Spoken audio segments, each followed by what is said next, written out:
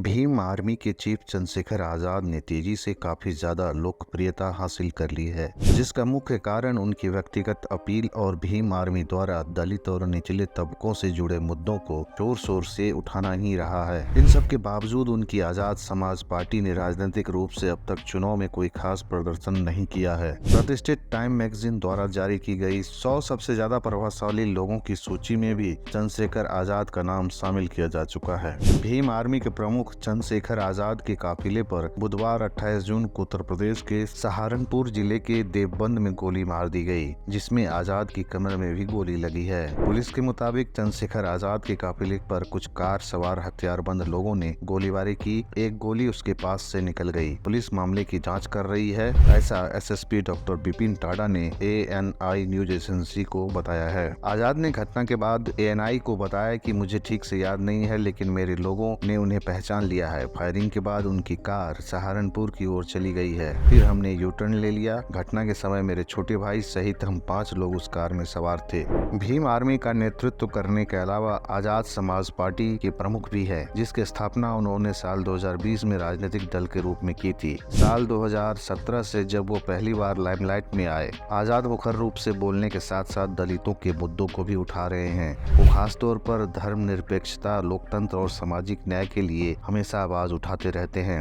उनकी पार्टी ने अब तक राजनीतिक रूप से बिल्कुल भी अच्छा प्रदर्शन नहीं किया है, फिर भी आजाद ने व्यक्तिगत रूप से तेजी से काफी ज्यादा लोकप्रियता हासिल कर ली है। मुख्य रूप से उनकी व्यक्तिगत अपील के कारण और भीम आर्मी द्वारा यूपी और आसपास के राज्यों में दलित मुद्दों को जोर शोर से उठाने के कारण उनकी लोकप्रियता बढ़ती जा रही है। चंद्रशेखर आजाद का जन्म यूपी के सहारनपुर जिले के छुटमलपुर के पास स्थित एक गाँव घड़कोली में हुआ था। उन्होंने लॉ की पढ़ाई देहरादून से पूरी की है। सबसे पहले उन्होंने खुद को चंद्रशेखर आजाद रावण के रूप में स्टाइल करा हुआ था, लेकिन 2019 के लोकसभा चुनाव से बिल्कुल पहले उन्होंने अपने नाम का अंतिम भाग हटा दिया था।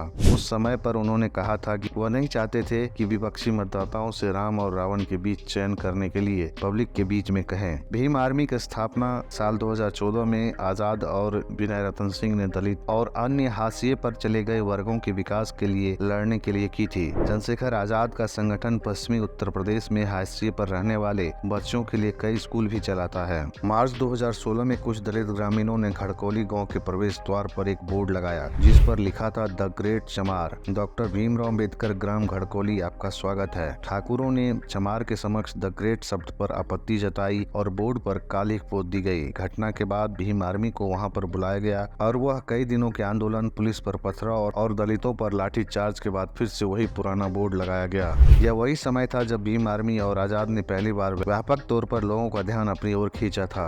उत्तर प्रदेश के सहारनपुर के सबीरपुर गांव में मई 2017 में राजपूत शासक महाराणा प्रताप की याद में निकाले गए एक जुलूस को लेकर दलित और राजपूत के बीच झड़पें हुई थी, जिसमें एक राजपूत व्यक्ति की मौत हो गई थी और फिर वहां पर 25 दलितों के घरों को आग लगा दी गई। दलित समुदाय का हिंसक विरोध प्रदर्शनों को बढ़ावा देने में उनकी कथित भूमिका को लेकर पुलिस द्वारा आजाद को एक आरोपी के रूप में नामित किया गया था और 15 महीने तक उन्हें राष्ट्रीय सुरक्षा कानून के तहत जेल में भी रखा गया था। घटना के बाद उसी महीने आजाद की भीम आर्मी ने दिल्ली में एक विशाल विरोध रैली निकाली। भीम आर्मी और आजाद के समर्थकों ने BR अम्बेडकर की तस्वीर के साथ साथ नीले झंडे वाली तख्तियां लहराई, जय भीम के नारे लगाए गए और प्रदर्शनकारी आजाद के चेहरे के मुखौटे पहने हुए थे। चंद्रशेखर आजाद, जिसको यूपी पुलिस उस समय तलाश कर रही थी, उस समय खुद वो रैली के मंच पर यह कहते हुए आजाद दिखाई दिया कि वह आत्मसमर्पण करेगा। दिल्ली में दलित कार्यकर्ताओं की इतनी बड़ी भीड़ ने आजाद की लोकप्रियता को ज्यादा मजबूत किया था। इस बंदे में कुछ दम है, वह शारीरिक रूप से मजबूत है और अच्छा बोलता है। क्या आपने उनकी मूछें देखी है और जिस तरह से वह उन्हें घुमाते रहते हैं? इससे भी महत्वपूर्ण बात यह है कि वह किसी से भी नहीं डरते। क्या आपने देखा है कि अनुमति न मिलने के बावजूद उन्होंने दिल्ली में इतनी बड़ी रैली कैसे की थी? इस तरह के नेता की हमें जरूरत है। सहारनपुर के गाँव के 2 युवाओं ने साल 2018 में ये बात न्यूज फॉर लाइफ को बताई थी। बाद में आजाद को हिमाचल प्रदेश से गिरफ्तार कर लिया गया था।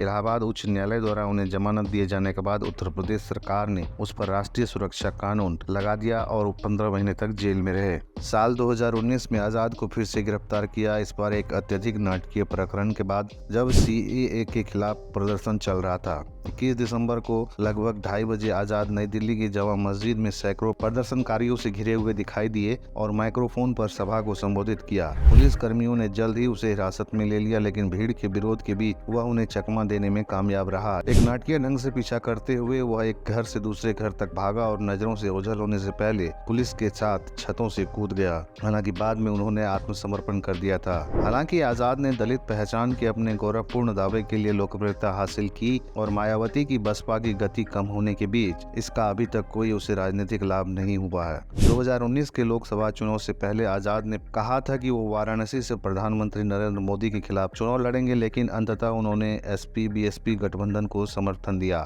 2020 में उन्होंने अपनी पार्टी की स्थापना की थी। 2022 के उत्तर प्रदेश विधानसभा चुनाव से पहले वो गठबंधन के लिए समाजवादी पार्टी के साथ बातचीत कर रहे थे, लेकिन अंततः यह कहते हुए पीछे हट गए कि सपा ने दलितों का अपमान किया है। उन्होंने गोरखपुर से मुख्यमंत्री योगी आदित्यनाथ के खिलाफ चुनाव लड़ा था, लेकिन 4000 से भी कम वोट पाकर चौथे स्थान पर रहे थे और अपनी जमानत भी गंवा दी थी। यूपी में सबसे बड़े दलित नेता मायावती ने चंद्रशेखर आजाद को हमेशा अपने से दूर ही रखा है। फिलहाल दोस्तों, चंद्रशेखर आजाद की जीवनी में बस इतना ही। अगर आप भी इस नेता को फॉलो करते हैं तो हमारे चैनल को सब्सक्राइब करें, बेल आइकन प्रेस कर ले ताकि आपको हमारे वीडियोस के अपडेट लगातार मिलते रहें। मिलते हैं जानकारी से भरे एक और नए वीडियो में। नमस्कार।